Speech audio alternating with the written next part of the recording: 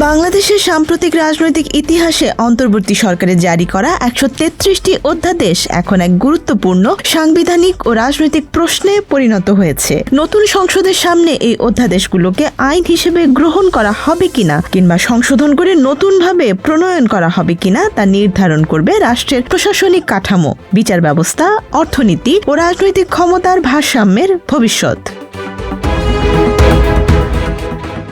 ১৩৩টি অধ্যাদেশ এখন তিনটি বড় প্রশ্নের জন্ম দিয়েছে। অন্তর্বর্তী সরকারের সংস্কার স্থায়ী হবে কিনা, এই আইনগুলো নিয়ে রাজনৈতিক ঐক্যমত্য হবে নাকি দ্বন্দ্ব বাড়বে, এবং নতুন সংসদ আইন প্রণয়নে কতটা কার্যকর ভূমিকা রাখতে পারবে, এই তিন প্রশ্নের উত্তরই নির্ধারণ করবে বাংলাদেশের নতুন রাজনৈতিক বাস্তবতা ও রাষ্ট্র পরিচালনার ভবিষ্যৎ। অধ্যাদেশ কি এবং কেন জারি করা হয়?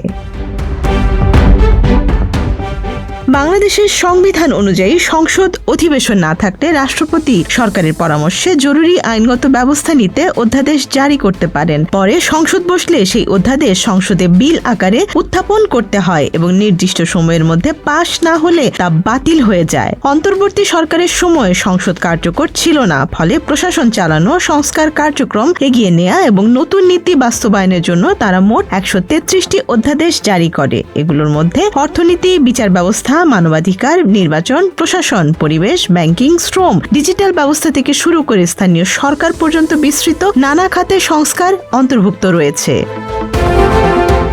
কেন অন্তর্বর্তী সরকার এত অধ্যাদেশ করেছিল? অন্তর্বর্তী সরকারের লক্ষ্য ছিল মূলত তিনটি: বিচার, সংস্কার ও নির্বাচন। ক্ষমতাচ্যুত সরকারের পতনের পর রাষ্ট্রযন্ত্রে যেসব কাঠামোগত সমস্যা, দুর্নীতি বা রাজনৈতিক প্রভাবের অভিযোগ ছিল সেগুলো দূর করতে দ্রুত আইনি পরিবর্তন দরকার বলে মনে করা হয়েছিল। এই কারণেই তারা বিচার ব্যবস্থা সংস্কার, মানবাধিকার সুরক্ষা, দুর্নীতি দমন কমিশনের ক্ষমতা বৃদ্ধি, সরকারি ক্রয় প্রক্রিয়ায় স্বচ্ছতা, ব্যাংক খাত সংস্কার, গুম প্রতিরোধ, শ্রম অধিকার, পরিবেশ সংরক্ষণ এবং প্রশাসনিক পুনর্গঠনের মতো বিষয়গুলোতে একের পর এক অধ্যাদেশ জারি করে। এক অর্থে এই অধ্যাদেশগুলোকে অন্তর্বর্তী সরকারের সংস্কার এজেন্ডার আইনি ভিত্তি বলা যায়। সংবিধানের ওপর এর প্রভাব। গুরুত্বপূর্ণ বিষয় হলো এই অধ্যাদেশগুলোর মাধ্যমে সরাসরি সংবিধানের কোনো অনুচ্ছেদ পরিবর্তন করা হয়নি, তাই এগুলো পাশ করা বা না করা সংবিধানের কাঠামোকে সরাসরি বদলে দেবে না, তবে পরোক্ষভাবে এর প্রভাব বড় হতে পারে। কারণ বিচার বিভাগের স্বাধীনতা বাড়ানোর বিধান, নির্বাচন ব্যবস্থা ও সীমানা নির্ধারণে পরিবর্তন, প্রশাসন ও সরকারি নিয়োগ কাঠামোর সংস্কার, মানবাধিকার কমিশন, দুর্নীতি দমন কমিশন সহ প্রতিষ্ঠানগুলোর ক্ষমতা বৃদ্ধি, এসব যদি আইন হিসেবে প্রতিষ্ঠিত হয় তাহলে রাষ্ট্র পরিচালনার ক্ষমতার ভারসাম্য বদলে যেতে পারে। বিএনপি এখন কি ভাবছে?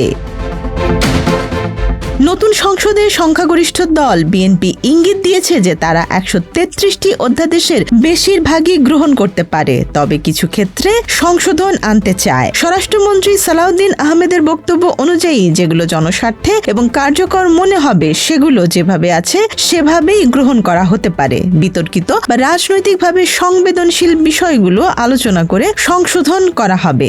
বিএনপির জন্য এটি একটি সূক্ষ্ম রাজনৈতিক ভারসাম্যের প্রশ্ন। একদিকে তারা অন্তর্বর্তী সরকারের সংস্কারগুলো পুরোপুরি বাতিল করলে সংস্কার বিরোধী হিসেবে সমালোচিত হতে পারে, অন্যদিকে সবকিছু অপরিবর্তিত রেখে দিলে নতুন সরকারের রাজনৈতিক অবস্থান দুর্বল হতে পারে। জামায়াত কি চায়?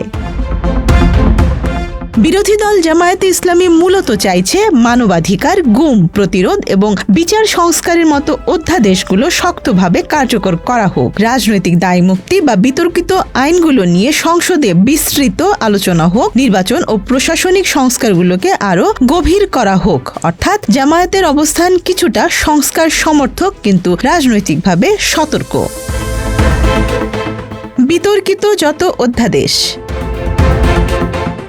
সব অধ্যাদেশ সমানভাবে বিতর্কহীন নয়। বিশেষ করে তিনটি বিষয় রাজনৈতিক বিতর্কের কেন্দ্রে এসেছে। জুলাই গণ অভ্যুত্থান, সুরক্ষা ও দায় নির্ধারণ অধ্যাদেশ, এতে আন্দোলনে অংশ নেওয়া ব্যক্তিদের কিছু ক্ষেত্রে দায় মুক্তি দেয়া হয়েছে। জাতির পিতা পরিবার নিরাপত্তা রহিতকরণ অধ্যাদেশ, এটি রাজনৈতিকভাবে স্পর্শকাতর। সাইবার নিরাপত্তা ও তথ্য ব্যবস্থাপনা সম্পর্কিত আইন, এগুলো নাগরিক স্বাধীনতার প্রশ্ন তুলতে পারে। আসিফ নজরুলের ফেসবুক স্ট্যাটাসের রাজনৈতিক অর্থ। অন্তর্বর্তী সরকারের আইন উপদেষ্টা ছিলেন আসিফ নজরুল। তিনি সামাজিক মাধ্যমে লিখেছেন যে এই অধ্যাদেশগুলো সংসদে পাশ না হলে সংস্কারের বড় অংশই অকার্যকর হয়ে যাবে। তার বক্তব্যকে দুইভাবে ব্যাখ্যা করা হচ্ছে। প্রথম ব্যাখ্যা, সতর্কবার্তা। তিনি হয়তো নতুন সরকারকে মনে করিয়ে দিতে চাইছেন যে এই সংস্কারগুলো বাতিল হলে বিচার ব্যবস্থা, প্রশাসন ও মানবাধিকার খাতে যে অগ্রগতি হয়েছে তা পিছিয়ে যেতে পারে। দ্বিতীয় ব্যাখ্যা, নিজের কাজের বৈধতা প্রতিষ্ঠা।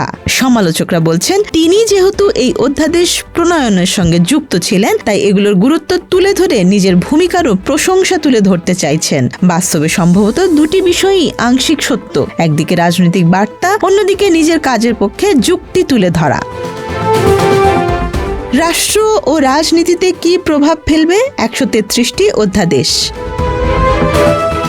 এই 133টি অধ্যাদেশ শেষ পর্যন্ত কিভাবে আইন হবে বা বাতিল হবে তার উপর বাংলাদেশের রাষ্ট্র ব্যবস্থায় কয়েকটি বড় পরিবর্তন নির্ভর করতে পারে। 1. বিচার ব্যবস্থার কাঠামো বদলাতে পারে। সুপ্রিম কোর্ট সচিবালয়, বিচারক নিয়োগ এবং আদালত সংস্কার সম্পর্কিত আইন কার্যকর হলে বিচার বিভাগের প্রশাসনিক স্বাধীনতা বাড়তে পারে। 2. প্রশাসন ও আমলাতন্ত্রে নতুন নিয়ম আসতে পারে। সরকারি চাকরি, নিয়োগ, বয়স, প্রশাসনিক ক্ষমতা ইত্যাদিতে পরিবর্তন স্থায়ী হতে পারে। 3. অর্থনীতি ও ব্যাংক খাতে সংস্কার।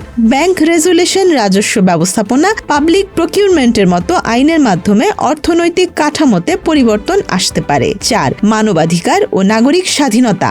গুম প্রতিরোধ, মানবাধিকার কমিশন শক্তিশালী করা, লিগ্যাল এইড ব্যবস্থার উন্নতি। এসব আইন কার্যকর হলে মানবাধিকার পরিস্থিতিতে প্রভাব পড়তে পারে। 5. রাজনৈতিক ইতিহাসের পুনর্লিখন। জুলাই গণ অভ্যুত্থান সম্পর্কিত আইনগুলো আন্দোলনের ঘটনাগুলোকে রাষ্ট্রীয় স্বীকৃতি দেবে এবং নতুন রাজনৈতিক বর্ণনা প্রতিষ্ঠা করবে।